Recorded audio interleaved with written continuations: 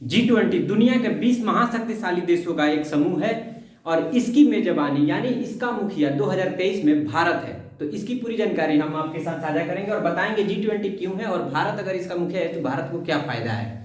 छोटे समय में हम पूरी इसकी जानकारी आपको देंगे। अगर आप चैनल पर नए हो तो प्लीज लाइक और सब्सक्राइब जरूर कीजिएगा। देखिए, G20 की शुरुआत होती है 1999 से। 26 सितंबर 1999 में सबसे पहले कनाडा में हुआ था, यानी इसका फर्स्ट मुखिया कौन था? कनाडा। उसके बाद जब G20 का शुरुआत होता है तो इसमें यह देखा गया कि ये वही यूनियन है जो कि G7 था, यानी G7 में केवल 7 देश थे। तो उस समय देखा गया कि बाकी देश नाराज हो रहे हैं क्योंकि 7 देश ही मिलकर पूरी दुनिया का क्या इकोनॉमी होगा, कैसे मार्केटिंग होगी, डिसाइड नहीं कर सकते, जबकि उन 7 देशों के पास आधी जनसंख्या भी नहीं थी दुनिया की। और इस समय G20 में लगभग दुनिया की 70% जनसंख्या है, यानी अगर इसके 20 देशों को मिला लिया जाए तो वर्ल्ड की पूरी पॉपुलेशन के 70% पॉपुलेशन इन्हीं 20 देशों के अंदर है। यानी इनके पास पूरा मार्केटिंग पावर है, इकोनॉमिक पावर है कि ये वर्ल्ड के इकोनॉमी को पूरा चेंज कर सकते हैं। अगर ये 20 देश मिलकर एक नया सर्कल बनाए तो पूरा वर्ल्ड उस सर्कल में रोटेट होने लगेगा। तो जानते हैं अब भारत को इससे क्या फायदा होगा। भारत इसका मुखिया है, यानी कि हर एक चीज का फैसला भारत लेगा और हर निर्णय भारत देगा कि किस देश की मार्केटिंग भारत के साथ कैसी होनी चाहिए। इस पे फाइनल डिसीजन इंडिया लेगा।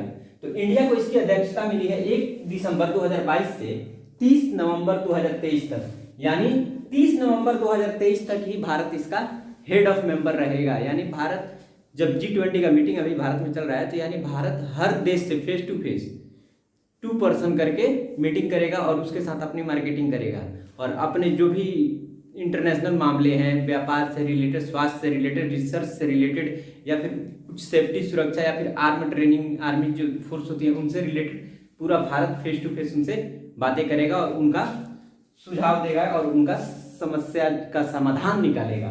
तो देखिए, अब बात करते हैं G20 जरूरी क्यों है हमारे लिए। तो जरूरी इसलिए है कि इकोनॉमी यानी हर देश, जैसे अभी हम जानते हैं कि सब जानते हैं कि चाइना के साथ हमारा इकोनॉमी वार चल रहा है। जैसे कि चाइना अमेरिका के साथ भी इकोनॉमी वार लड़ रहा है, इंडिया के साथ भी।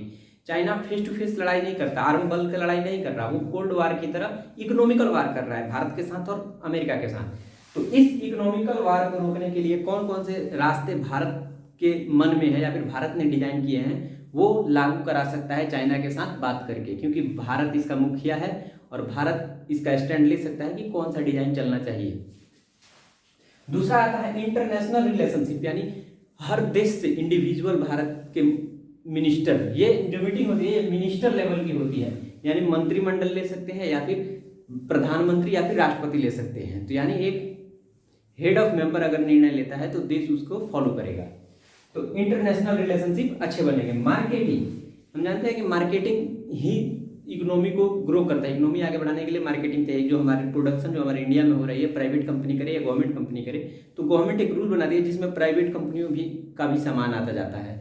तो उस रिलेशन को बनाने के लिए G20 बहुत अहम होगा क्योंकि इस पर फैसले लिए जाएंगे। उसके बाद आता है pollution safety, health and technology. देखिए, रिसर्च लेवल पे अगर आप जाएंगे, देश जहाँ पे टेक्नोलॉजी का विकास होता है, जहाँ तमाम प्रकार की स्वास्थ्य समस्याओं के लिए रिसर्च किए जाते हैं और वहाँ पे पॉल्यूशन यानी जो पर्यावरण खराब हो रहा है, दूषित हो रहा है, जिसे ग्लोबल वार्मिंग कह रहे हैं, वाटर पॉल्यूशन कह रहे हैं, हेवी वाटर पॉल्यूशन कह रहे हैं, तो इन सभी प्रकार के पॉल्यूशन को दूर करने के लिए क्या क्या सुझाव हो सकते हैं, जैसे कि तेल पेट्रोलियम का उपयोग कम कीजिए, हाइड्रोजन एनर्जी पे ज़्यादा बेस कीजिए, या फिर जैसे अभी आया E20 यानी इथेनॉल 20% और पेट्रोल 80%, जो नई टेक्नोलॉजी भारत ने लाई है, इसको फॉलो करें तो पॉल्यूशन कम होगा। तो इस प्रकार के जो भी नई नई टेक्नोलॉजी है हमारे देश में है, दूसरे देश में है, उन सभी चीज़ों को साझा करके उसका पालन किया जाएगा। और सभी जो प्रोडक्शन कंपनियां हैं, जैसे कि मान लीजिए कोयला का इस्तेमाल नहीं करना है, अगर भारत अकेला का है तो नहीं होगा ना, चाइना बात करेगा, रसिया बात करेगा, अमेरिका बात करेगा, तो इन सब देश का मिलकर करेंगे कोल का इस्तेमाल करना बंद कर दें, यानी कोयला का इस्तेमाल ही नहीं करेंगे, तो क्या होगा, प्रोडक्शन नहीं होगा। प्रोडक्शन क्यों नहीं होगा? क्योंकि वो बिकेगा ही नहीं। सब E20 एनर्जी का इस्तेमाल करेंगे तो प्रोडक्शन E20 का ज़्यादा होने लगेगा। तो ये पूरा इस पे निर्भर करता है, अगर सभी देश मिलकर निर्णय करें तो। और सेफ्टी, देखिए सुरक्षा की बात आती है, मान लीजिए कि 20 देश हैं, कोई एक देश उग्र हो जा रहा है, आतंकवाद की तरफ फैसला लेने लग रहा है, लोगों को मारने लग रहा है, तो अगर ये 20 देश मिलकर उस पर एक्शन लें तो वो अकेला कुछ नहीं कर पाएगा और वो दब जाएगा। इससे जिस कारण रूस यूक्रेन अगर लड़ाई कर रहे हैं तो इस समय हेड है इंडिया। कब? 30 नवंबर 2023 तक। तो भारत को ये हक है कि उनके बीच दखल अंदाजी देकर अपना फैसला सुना सकता है। अगर वो उसकी फैसला, अगर भारत का फैसला नहीं मानते तो ये 20 देश उसके खिलाफ हो जाएंगे। क्यों? क्योंकि वो हेड ऑफ मेंबर है और वो जो कह रहा है इनके मत के अनुसार ही वो कह रहा है, क्योंकि G20 समिट में वो बात पारित कर दी गई है।